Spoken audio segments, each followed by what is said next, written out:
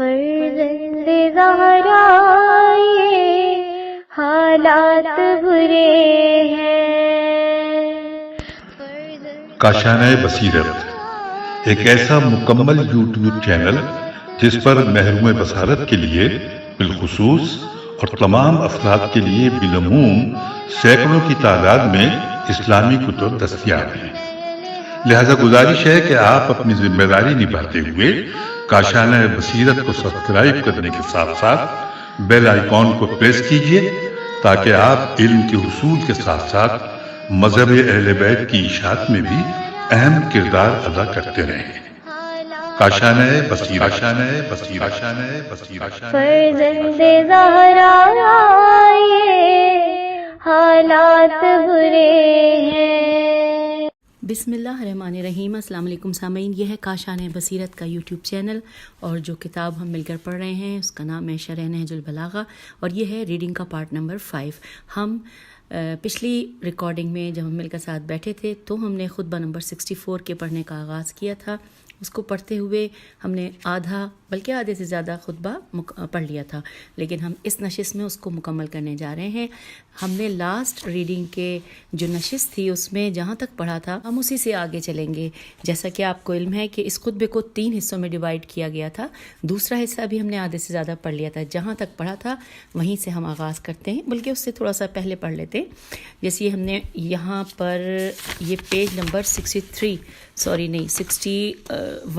کا یہ پڑھا تھا کہ جس میں لکھا تھا کہ اسی طرح امام حسن مجتبیٰ علیہ السلام کو کے لکھے ہوئے اس تاریخی وصیت نامے میں امیر المومنین فرماتے ہیں، جو امیر المومنین کا فرمان تھا جو کہ نہج البلاغہ کے خطبہ نامہ 31 ہے، اور ترجمہ اس کا ہم نے پڑھا تھا کہ اے میرے بیٹے جان لو، جس شخص کی سواری دن اور رات ہو وہ ہمیشہ سفر میں ہے، اگرچہ وہ کسی ایک جگہ رکا اور ٹھہرا ہوا کیوں نہ ہو. اس کے راستے کی مسافت خود بخود طے ہو رہی ہوتی ہے، اگرچہ وہ آرام و سکون سے کسی جگہ مستقل زندگی کر رہا ہو. انورٹڈ کاما کلوز ہو گیا. یہاں تک ہم نے پڑھا تھا، اور اس کے بعد آئیے اب پڑھتے ہیں. لکھا ہے کہ لیکن انسان کے لیے غائب، غین الف حمزہ بے غائب کا ورڈ یہاں پہ انورٹڈ کاما میں لکھا ہے کہ لیکن انسان کے لیے غائب کی مثال کچھ سمجھ میں نہیں آئی، کیونکہ یہ دور از فہم ہے. جبکہ یہ مثال موت اور زندگی کے خاتمے کے لیے ہو تو یہ ذہن میں جلدی آتی ہے. چوتھا نقطہ اب آ گیا. 3 نقطے ہم نے مکمل کیے. چوتھا نقطہ ہے کہ اس بحث کو مکمل کرتے ہوئے فرماتے ہیں مولا کہ وہ مسافر جو سعادت و خوشبختی یا شقاوت و بدبختی کے ساتھ ملاقات کرنے والا ہے، اسے چاہیے کہ بہترین تیاری اس کے استقبال کے لیے رکھے. Inverted comma close. یہاں پہ ورڈ قادم قاف الف دال بیم جو کہ اس خطبے میں آیا ہے، اس سے لکھا ہے کہ اس سے مراد انسان ہے جو کہ ایک مسافر کی طرح دنیا سے ہمیشہ رہنے والی جگہ کی طرف چل رہا ہے. اب وہ سعادت و خوشبختی کا راستہ ہے یا شقاوت و بدبختی کا؟ کیا بہتر ہوتا کہ وہ سعادت مندی کے ساتھ اصلی منزل تک پہنچنے کے لیے راستے کا بہترین زاد سفر حاصل کرتا. در حقیقت سب لوگ ایسے مسافروں کی مانند ہیں جن کا سفر طولانی ہو. اگر اچھا زاد و توشہ اپنے ساتھ رکھیں گے تو پورے سفر میں اپنی سلامتی کی حفاظت کریں گے اور خوشی و تازگی کے ساتھ مقصد تک پہنچ جائیں گے. اور اگر سفر خرچ غیر مناسب ہوگا تو بیمار، غمگین، کمزور اور بدبختی کے ساتھ اس جگہ پہنچیں گے. نہج البلاغہ کے بعض شارحین نے قادم لفظ جو ہے قاف الف دال میم کی تفسیر موت اور اختتام عمر کی ہے کہ سعادت یا شقاوت کے پیغام کے ساتھ اس کا خاتمہ ہوتا ہے، اور فطری طور پر سفر آخرت کے لیے انسان کے پاس بہترین تیاری ہونی چاہیے. اب اس کے بعد یہاں پہ مولا کے جو جملے ہیں، جس طرح اس میں سے تھوڑا سا اس میں ذکر کیا ہے کہ وَإِنَّ غَائِبًا کے بارے میں لکھا ہے کہ اس جملے کی تفسیر بھی مفہوم کے اعتبار سے سابقہ جملے سے ملتی ہے، اسی لیے اہمیت رکھتی ہے. اس کے بعد یہاں پہ لکھا ہے جو ورڈ ہے مولا کے خطبے کا کہ افضل الاعدتا، تو سے مراد لکھا ہے کہ بہترین تیاری جسے قرآن مجید میں خیر الزاد راستے کا بہترین خرچ کے نام سے یاد کیا گیا ہے. اور اس کے بعد پھر مولا کے کلام کا حصہ لکھا ہے، نہیں مولا کے کلام کا حصہ نہیں ہے، سوری، یہاں پہ سورہ بقرہ کی آیت 197 لکھی ہے جس کا ترجمہ ہم پڑھتے ہیں کہ آخرت کا بہترین سفر خرچ پرہیزگاری ہے. انورٹڈ کاما کلوز ہو گیا. سورہ بقرہ آیت 197 ہم نے یہ پڑھی. پھر لکھا ہے کہ جسے حاصل کرنا یعنی سفر خرچ پرہیزگاری ہے، جسے حاصل کرنا ہر ایک پر لازم ہے. اس بنا پر امام علیہ السلام آخری جملے میں خلاصہ کرتے ہوئے فرماتے ہیں کہ اب جب دنیا کا یہ حال ہے تو اس سے اپنے لیے کسب معاش حاصل کرو تاکہ کل قیامت کے دن اس کے ذریعے اپنی حفاظت کر سکو. انورٹڈ کاما یا کلوز ہو گیا. پھر لکھا ہے کہ امام علیہ السلام نے اپنی گفتگو میں یہ بہت عمدہ مثال بیان کی ہے. فرماتے ہیں انورٹڈ کاما، دنیا میں رہ کر آخرت کے لیے اسی دنیا سے زیادہ راہ حاصل کر لو. Inverted comma close. مقصد یہ ہے کہ عالم آخرت میں معنوی نعمتوں سے لطف اندوز ہونے کے لیے اس مادی دنیا کی نعمتوں سے فائدہ اٹھایا جا سکتا ہے. یہ اس صورت میں ممکن ہے کہ انسان عملی طور پر اپنے وجود کو اس دنیا میں منوائے اور دنیا میں آنکھ بند کرنے سے پہلے یہاں سے اگلے خطرناک سفر کے لیے بہترین خرچ ساتھ رکھے، تاکہ جس طرح دنیاوی سفر میں زیادہ سفر انسان کو بھوک، پیاس اور موت سے بچاتا ہے، اسی طرح توشہ آخرت بھی ضروری ہے. اور قیامت کے دن خدا کے عذاب سے انسان کو جو چیز بچا سکتی ہے وہ اس دنیا میں اختیار کیا جانے والا تقویٰ ہے. احادیث میں بھی اس معنی پر بہت زیادہ تاکید کے ساتھ زور دیا گیا ہے. ایک حدیث میں جو حضرت امام علی ابن ابی طالب علیہ السلام سے پرہیزگاری مومن کا تحفظ کے عنوان سے آئی ہے، فرماتے ہیں کہ پرہیزگاری مومن کی حفاظت کرتی ہے. حوالہ ہے غرر الحکم، حدیث نمبر 1128. اس کے بعد دوسری جگہ پر تقویٰ ایک محفوظ قلعہ کے عنوان سے آیا ہے. فرماتے ہیں کہ تقویٰ پرہیزگاروں کے لیے ایک مضبوط اور محکم قلعہ ہے. اور اس میں حوالہ ہے غرر الحکم، حدیث نمبر 1558. پھر تیسری جگہ پر مضبوط ڈھال فرماتے ہیں مولا. یہاں پہ لکھا ہے کہ تقویٰ کی پناہ میں آ جاؤ جو ایک مضبوط ڈھال ہے. حوالہ ہے غرر الحکم، حدیث نمبر 2553. اور اب آئیے ہم اس خطبے کا تیسرا اور آخری حصہ پڑھنے جا رہے ہیں. اور یہ کہاں سے شروع کے کہاں تک ہے؟ یہ شروع ہوتا ہے فتقا عبد الربہ. یہاں پہ تھوڑی لائٹ کم ہے لیکن بہرحال میں نے کوشش کر کے یہاں سے شروع ہوتا ہے اور ختم ہوتا ہے ندامتن ولا کآبتن، یعنی کہ جہاں پر آخری ہے. اب ترجمہ اس کا پڑھتے ہیں. لکھا ہے اس لیے لازم ہے کہ بندہ اپنے پروردگار سے ڈرے، اپنے نفس کو نصیحت کرے، توبہ کو مقدم کرے، خواہشات پر غلبہ حاصل کرے، اس لیے کہ اس کی اجل اسے پوشیدہ ہے اور اس کی خواہش اسے مسلسل دھوکہ دینے والی ہے، اور شیطان اس کے سر پر سوار ہے جو مصیبتوں کو آراستہ کر رہا ہے تاکہ انسان گناہوں مرتکب ہو جائے. یہاں پہ گناہوں لکھا ہے، حالانکہ یہاں پہ میرے خیال ہے گناہ لے ہونا چاہیے تھا شاید. چلیے آگے دیکھتے ہیں، پتہ چل جائے. مرتکب ہو جائے اور توبہ کی امید دلاتا ہے تاکہ اس میں تاخیر کرے، یہاں تک کہ غفلت اور بے خبری کے عالم میں موت اس پر حملہ آور ہو جاتی ہے. ہائے کس قدر حسرت کا مقام ہے کہ انسان کی عمر ہی اس کے خلاف حجت بن جائے اور اس کا روزگار ہی اسے بدبختی تک پہنچا دے. پروردگار سے دعا ہے کہ ہمیں اور تمہیں ان لوگوں میں قرار دے جنہیں نعمتیں مغرور نہیں بناتی ہیں اور کوئی مقصد اطاعت خدا میں کوتاہی پر آمادہ نہیں کرتا ہے، اور موت کے بعد ان پر ندامت اور رنج و غم کا نزول نہیں ہوتا ہے. انورٹڈ کاما کلوز ہو گیا. یہاں پر ہم نے تیسرا حصہ خطبہ نمبر 64 کا مکمل کر لیا. اب یہاں پر ہم شرح و تفسیر پڑھنے جا رہے ہیں. سب سے پہلے ہیڈنگ دی گئی ہے غافل انسانوں پر وائے ہو.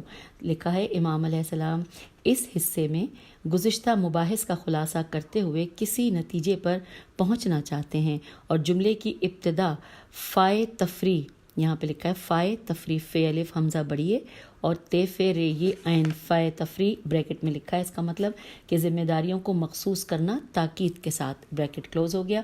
تو کے ساتھ مولا فرماتے ہیں کہ بندے کو چاہیے کہ اپنے پروردگار سے ڈرے اور اپنے آپ کو نصیحت کرے، توبہ کو مقدم کرے اور اپنی شہوات پر قابو رکھے۔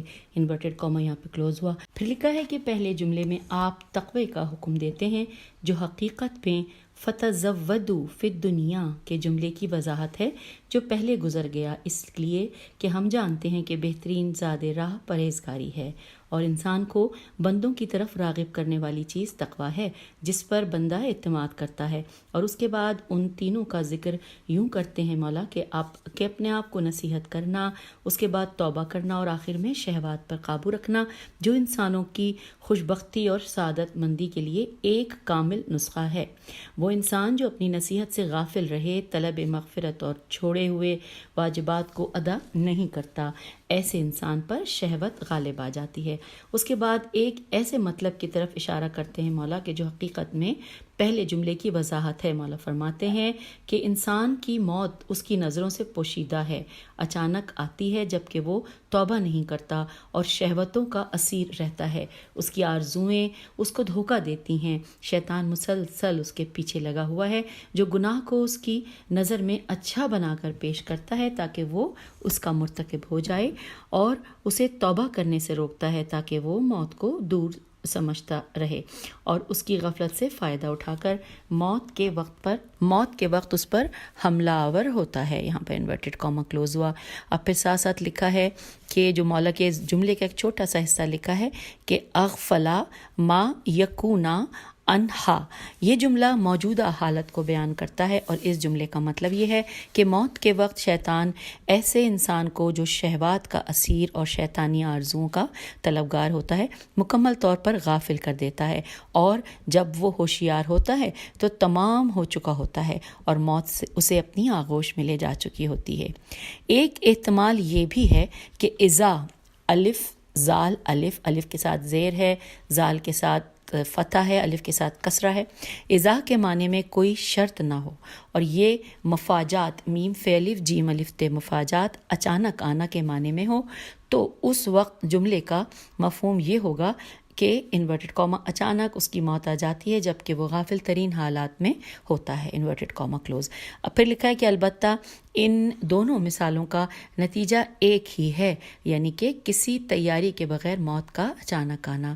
پھر لکھا ہے امام علیہ السلام مزید ارشاد فرماتے ہیں۔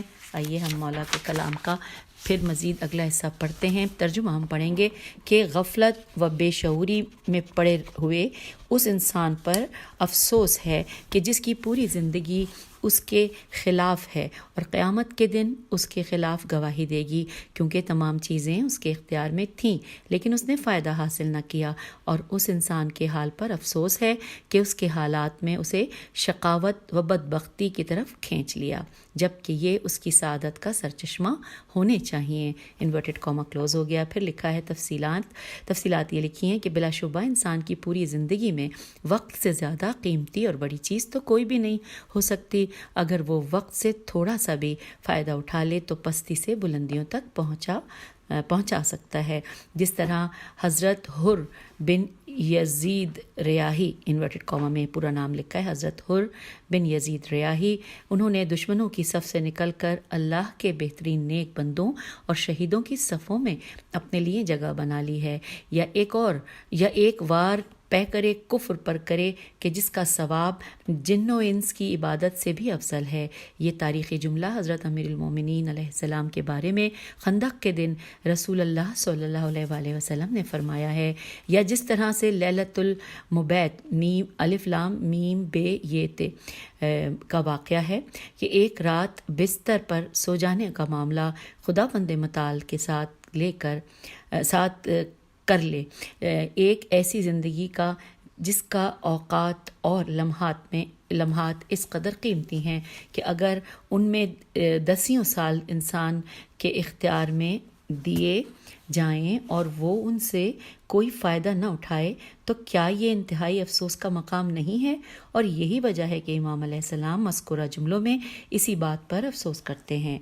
आखिर में आप अलैहिस्सलाम एक बहुत बामानी दुआ के साथ खुतबे को तमाम करते हैं। आइए मौला के अल्फाज पढ़ते हैं कि हम खुदावंद मताल से चाहते हैं कि हमें और तुम्हें ऐसे लोगों में करार दे कि कोई नेमत जिन्हें मगरूर और सरकश नहीं बनाती और कोई मकसद उन्हें परवरदिगार की फरमाबरदारी से नहीं रोकता, और मरते वक्त वो किसी किस्म की पशेमानी और अफसोस का सामना नहीं करते। इन्वर्टेड कॉमा यहाँ पर क्लोज हो गया। फिर लिखा है कि इमाम अलैहिस्सलाम इन 3 जुमलों में जो दुआ के तौर पर जिक्र हुए हैं अपने चाहने वालों को उसमें 3 किस्म की हिदायत भी फरमाते हैं। पहली हिदायत, खुदावंद मताल की नेमतें तुम्हें कहीं मगरूर न बना दें, इसका ख्याल रहे।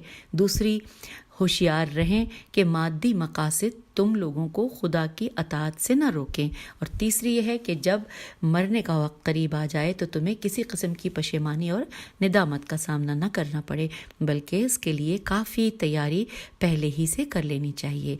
तो सामीन, यहाँ पे शरह हमने तफसीर मुकम्मल की, खुतबा नंबर 64 की, और अब हम खुतबा 64 के नुकात पढ़ने जा रहे हैं। सबसे पहला नुक्ता लिखा है मौत के मख्फी होने का फ़लसफ़ा। दूसरा है आरजुओं के फ़रके फ़रेब में ना आओ, और तीसरा है शैतान का जीनत देना, और चौथा है इंसानों की उम्र खुद उनके खिलाफ दलील है, और पांचवा है नेमतों का गुरूर व मस्ती। चलिए हम सारे मिलकर पढ़ते हैं। सबसे पहले है मौत के मख्फी होने का फ़लसफ़ा। लिखा है इस खुतबे में मौत के मख्फी होने की तरफ इशारा है कि ये खलकत के अहम राज़ों में से एक राज है जो कोई भी नहीं जानता कि वो दूसरी घड़ी में ज़िंदा है या मुर्दों की सफ़ में होगा। आज के दिन मुखबिर और कल खुद एक खबर। फिर लिखा है कि आज वो किसी मरहूम दोस्त के इसाले सवाब की मजलिस में शरीक है, और कल उसके दूसरे दोस्त उसकी इसाले सवाब की मजलिस में बैठे हैं। बेशक अगर हर एक को अपनी उम्र के इख्तिताम का इल्म होता तो बहुत फ़साद फैलता। हज़रत इमाम जाफ़र सादिक़ अलैहिस्सलाम मशहूर किताब तौहीद मुफ़ज़्ज़ल में इसकी तरफ इशारा फरमाते हैं, इन्वर्टेड कॉमा, के ए मुफ़ज़्ज़ल, इंसान की मुद्दत हयात के मख्फी होने पर गौर व फ़िक्र करो। अगर इंसान को अपनी ज़िंदगी के ख़त्म होने का वक्त मालूम होता तो 2 हालतों से खाली ना होता। अगर उसकी उम्र कम होती तो वो इसमें से कुछ मिक़दार मौत के इंतज़ार में काटना उसके लिए नागवार होता, बल्कि ऐसे शख्स की तरह रहता कि जिसका माल ख़त्म होने वाला हो और फ़ुक़्र फ़ाक़ा और तंग दस्ती का एहसास करता हो और डर और वहशत में रहता हो, जबकि उम्र का ख़त्म होना माल के ख़त्म होने से अहम तर है, क्योंकि माल का जानशीन है लेकिन ज़िंदगी का कोई जानशीन नहीं है। और अगर उसकी उम्र तुलानी होती और उसे इसका इल्म होता तो अमनियत और बका का एहसास न करता और मासियत व गुनाहों में गर्क हो जाता। इस उम्मीद से वो तमाम ख्वाहिशों को पूरा करता, और जब उसकी उम्र ख़त्म होने के करीब हो जाती तो तौबा के लिए बैठ जाता।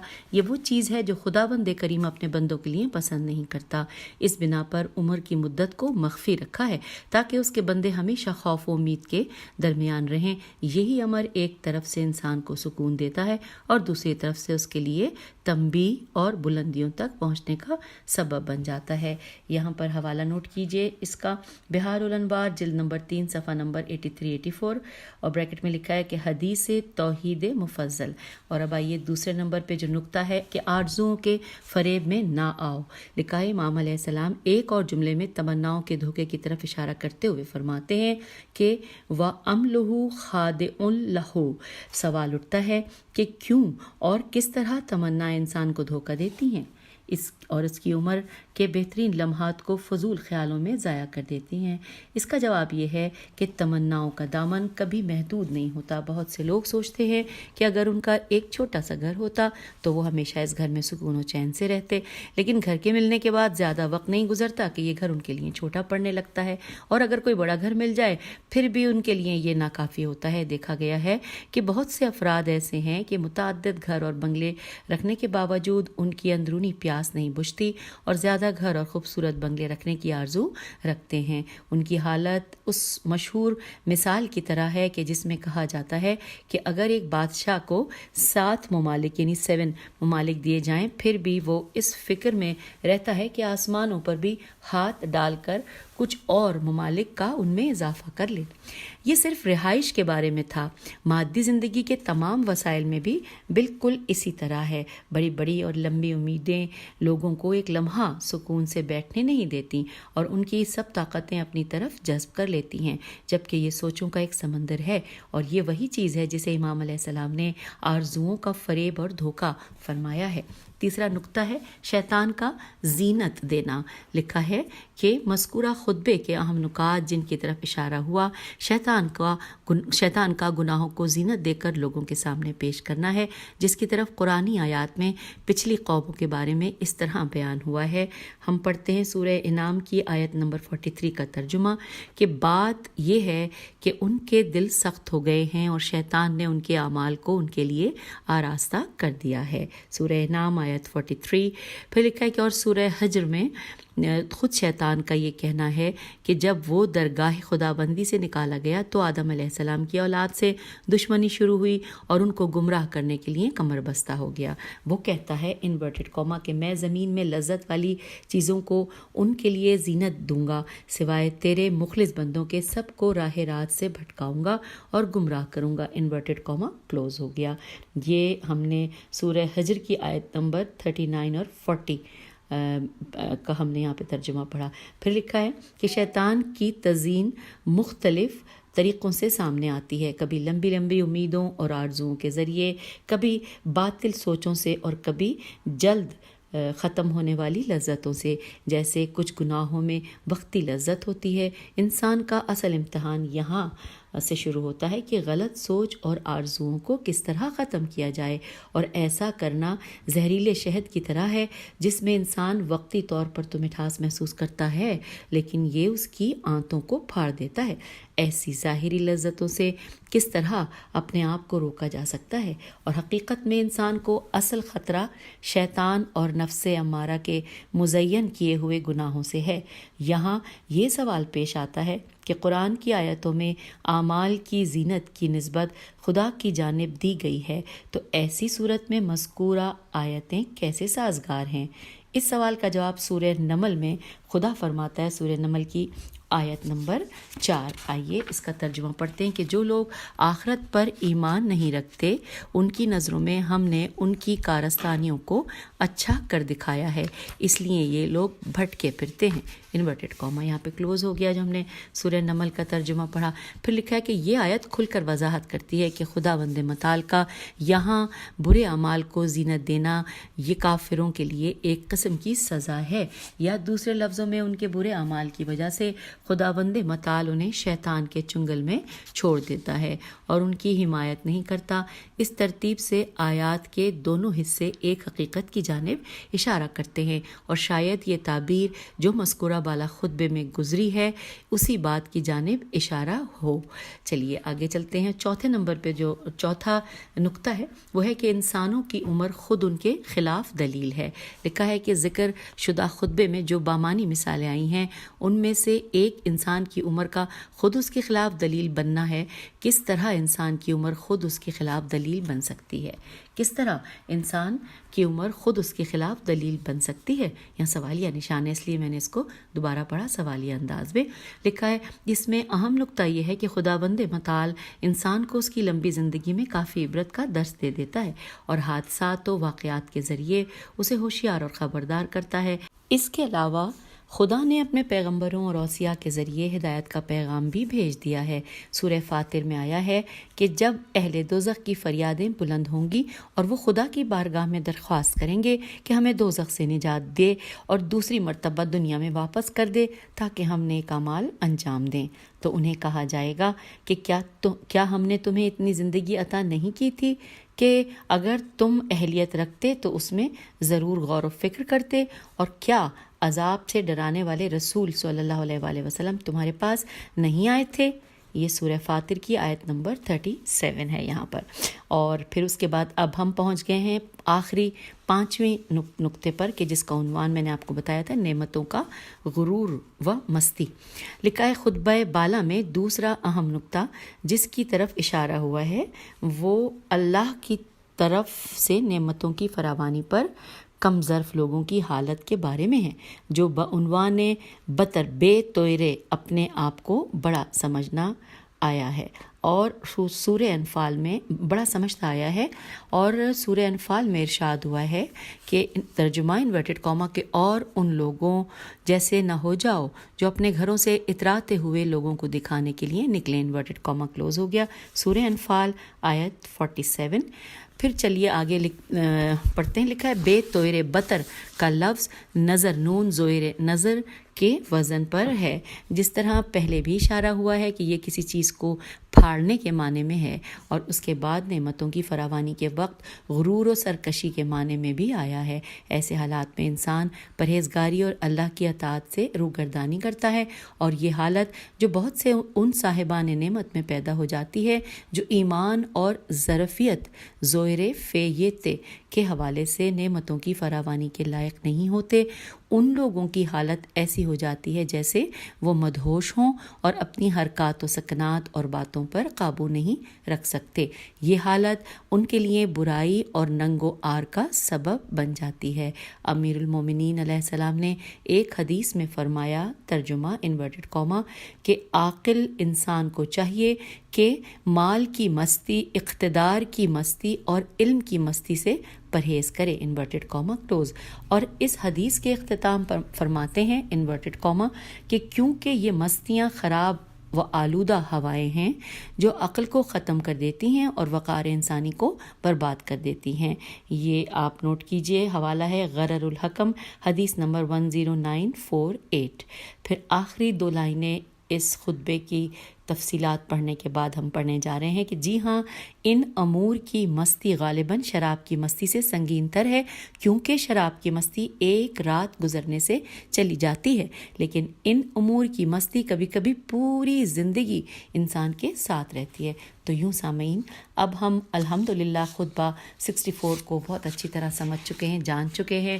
کم از کم اس سے پہلے ہم نے اتنا اس کو جانا ہی نہیں تھا. سمجھنے کی کوشش ضرور کی تھی ترجمہ پڑھنے کے بعد، لیکن ظاہر ہے جب تفسیر پڑھی ہے تو ہم اس کو زیادہ بہتر سمجھ گئے ہیں. اور پھر وہی بات جو کہ اس کتاب میں آغاز میں ہم نے پڑھی تھی کہ ہم جب ائمہ اہل بیت علیہم السلام کی تعلیمات کو پڑھتے ہیں تو سب سے پہلے ہماری ذمہ داری ہوتی ہے کہ ہم اپنی ذات کو سنواریں، کیونکہ جب ہم اپنی ذات کو، ہم میں سے ہر ایک سنوارے گا اپنی ذات کو تو پھر یوں معاشرہ بھی ٹھیک ہوگا. اور یہ بہت بڑی ذمہ داری ہم پہ اس لیے ہے کیونکہ ہم نے یہ تمام چیزیں اپنی نئی نسلوں تک پہنچانی ہیں. اللہ تعالی ہمارا حامی و ناصر ہو. خدا حافظ. فی امان اللہ.